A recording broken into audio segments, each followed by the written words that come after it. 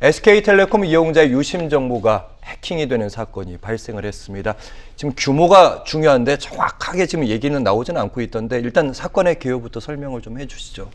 네, 이제 그 보도된 바에 따르면 이제 SKT의 유심 정보를 보관하는 서버 등에 대한 해킹이 이루어진 것은 지난 18일입니다.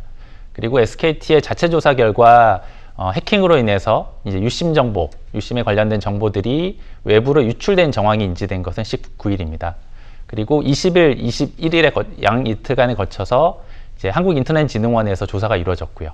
그리고 21일 날 개인정보보호위원회에도 신고가 이루어져서 현재 해킹이 어떤 경위로 발생을 했고 어느 정도의 정보가 유출되었는지에 대한 현재 조사가 지금 이루어지고 있는 상태입니다. 이제 사실 유심 정보라는 것은 이른바 네트워킹상에서 가입자를 식별하고 인증하는 정보이고요.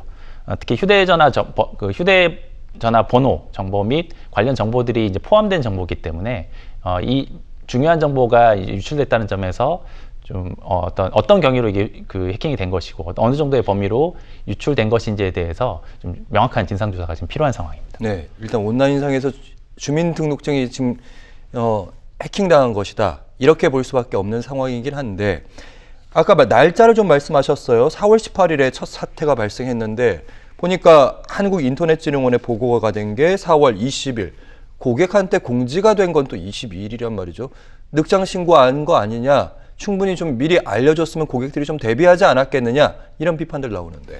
네, 이제 말씀하신 것처럼 늑장 보고로 볼 가능성이 현재로서는 매우 높습니다. 사실 이제 정보통신망법에 따르면 이른바 이런 식의 침해 사고가 발생을 할 경우에는 이제 즉시 신고하도록 되어 있습니다. 규정에는요. 그렇죠. 법상에는 즉시로 되어 있고 이제 다만 이제 신고나 그 시기와 방법을 이제 시행령에 위임을 해서 이제 규정을 하고 있는데 이제 시행령에 따르면 24시간 이내에 이제 보고하도록 되어 있는 거거든요.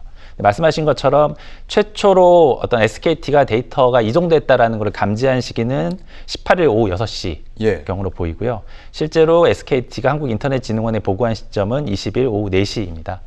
즉 법정 보고 시간인 24시간보다 22시간이 지금 초과가 된 것이거든요. 아, 이미 법정 시간보다 초과가 된 상태고요. 그렇죠. 근데 이제 법이 이런 식으로 즉시 신고하도록 이렇게 규정하고 있는 이유는 뭐냐면 이게 유출된 경우에 이것을 빨리 대응책을 찾아야 되는 것이거든요. 그러니까요. 네, 그래서 만약에 그 법정 시한 내에 신고했으면은 막을 수 있었던 것들이 만약에 이런 식으로 신고가 지연돼서 막을 수 없었다라고 추후 확인이 된다면 이 부분에 대해서도 책임을 이제 물어야 될 필요가 있습니다. 사실 이런 신고를 좀 지체한 경우에는 이제 과태료를 물도록 되어 있는데요.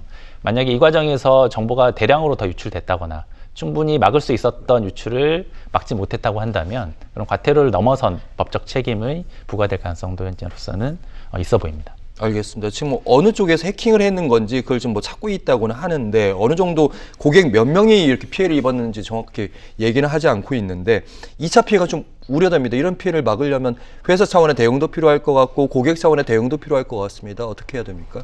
네, 지금 이제 SKT